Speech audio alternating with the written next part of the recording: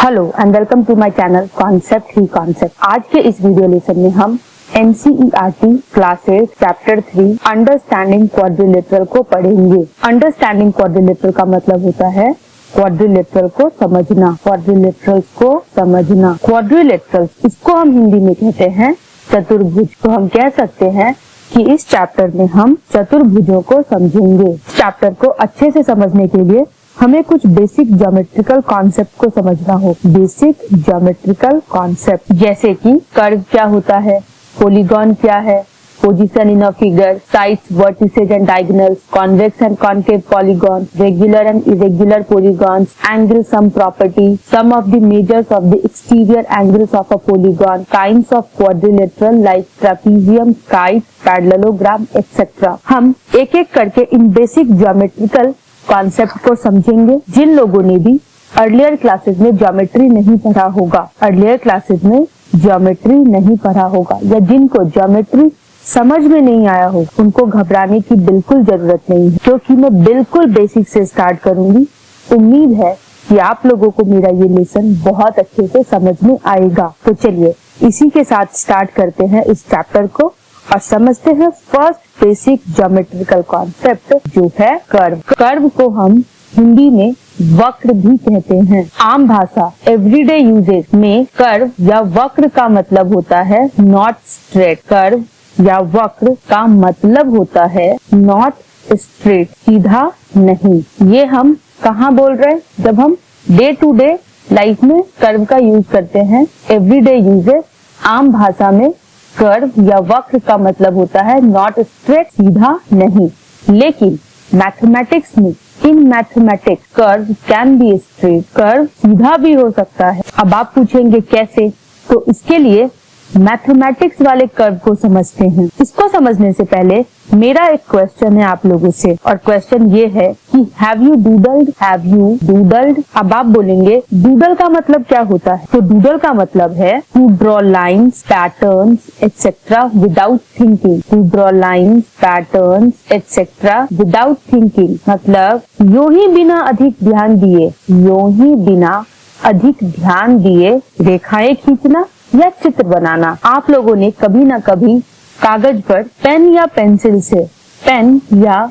से टेढ़ी मेढ़ी रेखाएं खींची होंगी। ऐसा करने पर जो हमें पिक्चर्स मिलते हैं ना, जो आकृतियां हमें प्राप्त होती हैं, उनको हम कर्व कहते हैं। जैसे ये हम क्या कर रहे हैं? बिना सोचे समझे हम ये लाइन या पैटर्न्स को ड्रॉ कर रहे हैं। ओके, आपका लाइन या पैटर्न कुछ भी हो सकता है। ये जो हमें पिक्चर्स या पैटर्न्स आप कह सकते हैं मिले हैं, इन्हीं को हम कहते हैं the pictures that are results of your doodling are called curve. Pictures that are results of your doodling are called curve. आप देख सकते हैं जो मैंने लाइंस या पैटर्न्स बनाया है, मैंने बिना अधिक ध्यान दिए बनाया है। ओके, एक बात और जो सबसे इम्पोर्टेंट, यहाँ पर मैं अभी कर्व को डिफाइन करने वाली, किसमें? मैथमेटिकल टर्म में। तो मैथमेटिकल टर्म में क्या है कि ये जो हमें पैटर्न्स मिले, जैसे ये जो मैंने यहाँ ड्रॉ किया है, मैंने क्या किया?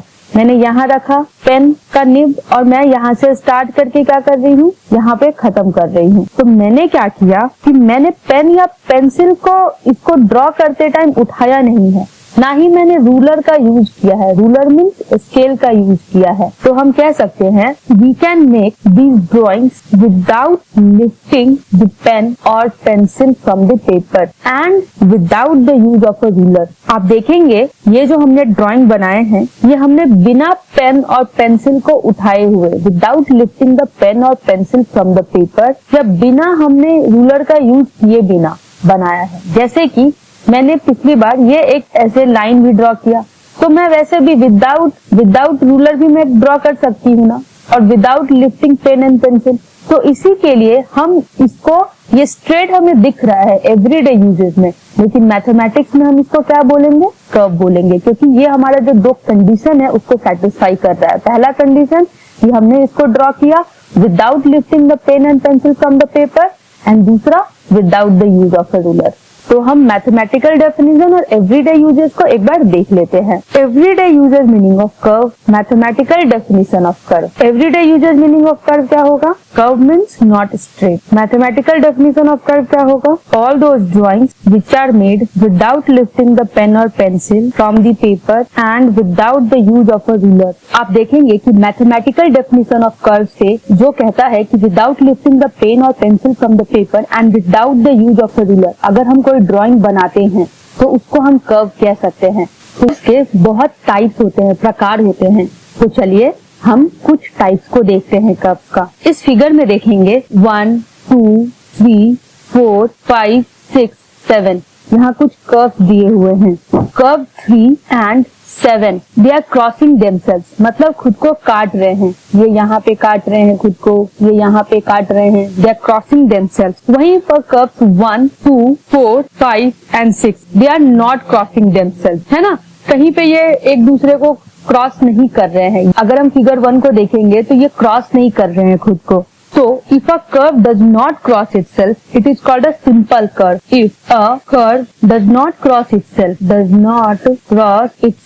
then it is called a simple curve. मतलब यदि कोई कर्व स्वयं को ना काटे तो वह सिंपल कर्व कहलाती है। तो पहला टाइप हमने क्या देखा? Simple curve. और जो क्रॉस करती है उसको हम कहते हैं नॉन सिंपल कर्व। तो on the basis of crossing हमारे कर्व हो गए simple curve and non simple curve. Okay, अब हम दूसरे टाइप के कर्व को देखते हैं। इस इमेज को देखिए, यहाँ फिगर 1 और फिगर 2। फिगर 1 क्या है? ओपन है। और फिगर 2 क्या है? हमारा क्लोज्ड है। इसको हम ओपन कर्व बोलेंगे, इसको क्लोज्ड कर्व। ओपन कर्व में यहाँ देखेंगे, ये यहाँ से स्टार्ट हुआ है और ये ऐसे जा करके कुछ इस तरीके से ऐसे करके ये यहाँ पे कंप्लीट हो गया है। तो एक इसका स्टार्टिंग पॉइंट है और इसका एक एंडिंग पॉइंट, और दोनों डिफरेंट है। ओके, तो हम कह सकते हैं कि ओपन कर्व में starting and end points different होते हैं। In open curve starting and end points are different. और क्लोज कर्व में देखिए, यहाँ से स्टार्ट हुआ, ये ऐसे गया और फिर ये यहाँ पे ये हो गए। तो यहाँ पर ये जो पॉइंट है, ये स्टार्टिंग और एंड पॉइंट्स क्या है? सेम है। तो हम कह सकते हैं in closed curve starting and end points are same. In closed curve starting and end points are same. एक चीज और, यहाँ ओपन कर्व में कोई भी एरिया इनक्लोज नहीं है, लेकिन क्लोज्ड कर्व में देखेंगे ये वाला जो एरिया है ये इस बाउंड्री से क्या है? घिरा हुआ है। तो क्या कह सकते हैं? ये इनक्लोज्ड है। ये एरिया जो मैं येलो से दिखा रही हूँ आपको, क्या ये इनक्लोज्ड है? तो दूसरा डिफरेंस क्या हो जाएगा कि open curve does not enclose an area. Open curve does not enclose an area. और क्लोज कर्व में क्या हो जाएगा? अगर हम ओपन कर्व यहाँ लिखें और क्लोज कर्व, तो यहाँ लिख सकते हैं दूसरा point, open curve does not enclose an area and area close curve enclosed an area. I hope आपका कर्व का कॉन्सेप्ट क्लियर हो गया होगा। अब कर्व और कर्व के टाइप जैसे simple curve, non simple curve, जिसको हम नॉट सिंपल कर्व भी कहते हैं, ओपन कर्व, क्लोज कर्व समझने के बाद हम इसी कॉन्सेप्ट पर कुछ क्वेश्चंस को सॉल्व करते हैं। फर्स्ट क्वेश्चन है हमारा मैच द फॉलोइंग। यहाँ पर आप देख सकते हैं लेफ्ट साइड में फिगर्स हैं और राइट साइड में टाइप्स हैं। हमें लेफ्ट साइड के फिगर को राइट साइड के टाइप से मैच करना है। फर्स्ट फिगर देखते हैं। फर्स्ट फिगर हमारा कुछ ऐसा है। इस फिगर को देखने से हमें पता चलता है ये क्या है? ये सिंपल कर्व है और ये ओपन भी है, ये क्लोज नहीं है। ओपन इसलिए बोला क्योंकि इसका स्टार्टिंग और एंड पॉइंट्स डिफरेंट है। तो हम कह सकते हैं simple curve that is not close. ये हमारा कौन सा है? फिगर 1 है। सेकेंड फिगर को देखते हैं। सेकेंड फिगर मेरा कुछ ऐसा है। यहाँ पर इस फिगर में इसने यहाँ पर खुद को क्रॉस किया है, सिंपल कर्व नहीं है। तो 2 को हम कह सकते हैं कि ये सिंपल कर्व नहीं है, नॉट अ सिंपल कर्व। 2 हो गया। थर्ड वन चलते हैं। थर्ड वन मेरा क्या है?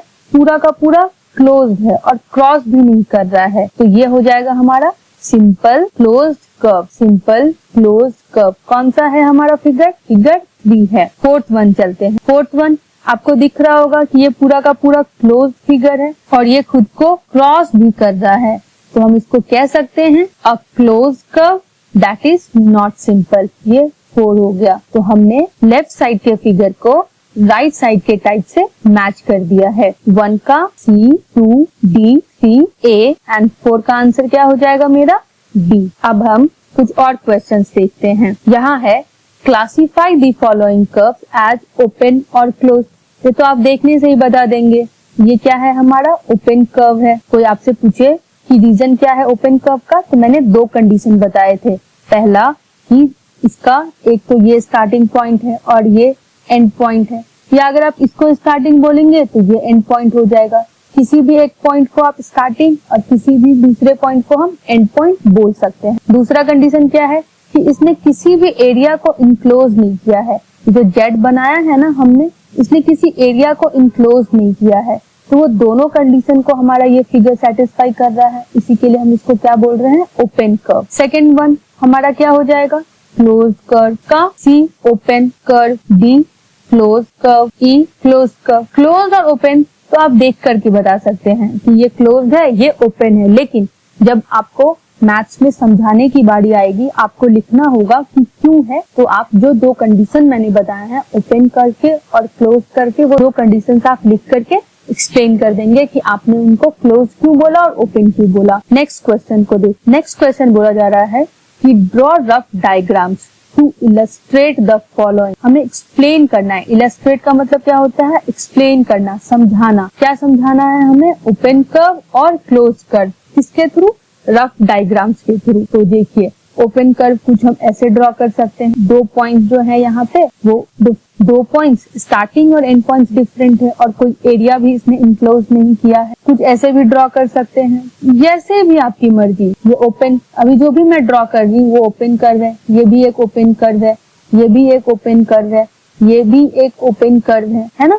आपकी मर्जी, आप जैसे इसको एक्सप्लेन करना चाहें आप वैसे एक्सप्लेन कर सकते हैं। क्लोज कर्व के लिए भी आप अपने हिसाब से कोई भी कर्व ड्रॉ कर सकते हैं। एक ये भी क्लोज कर्व होगा, ये भी क्लोज कर्व होगा, ये भी क्लोज कर्व होगा, ये भी क्लोज कर्व होगा, ये भी क्लोज कर्व होगा। मतलब मैंने क्या बोला, तो आप देख सकते हैं कि कोई डायग्राम फिक्स नहीं है, आप कुछ भी बना सकते हैं ओपन कर्व और क्लोज कर्व को एक्सप्लेन करने के लिए। नेक्स्ट क्वेश्चन देख। नेक्स्ट क्वेश्चन कह रहा है कि कंसिडर द गिवन फिगर। इस फिगर को देखिए और आंसर कीजिए। इज इट अ कर्व, क्या ये कर्व है। बी, इज इट क्लोज, क्या ये बंद है।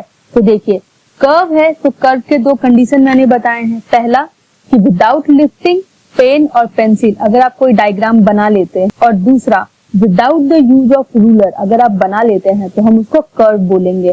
तो देखिए इस डायग्राम को बनाने के लिए जैसे मैंने पेन का निब यहाँ रखा और मैं यहाँ से स्टार्ट करते हुए without lifting pen and pencil from the paper, मैंने इसको ड्रॉ कर लिया। दूसरा मैंने विदाउट रूलर या विदाउट स्केल इसको ड्रॉ किया है, तो हाँ ये कर्व है ना। ए क्या होगा, yes it is a curve. दूसरा क्या है, इज इट क्लोज, क्या ये बंद है, तो वो हाँ ये बंद है। क्यों, क्योंकि यहाँ से मैंने स्टार्ट किया था और यहीं पे कम खत्म किया है ना। तो इसके जो एंड पॉइंट्स और स्टार्टिंग पॉइंट्स दोनों सेम है।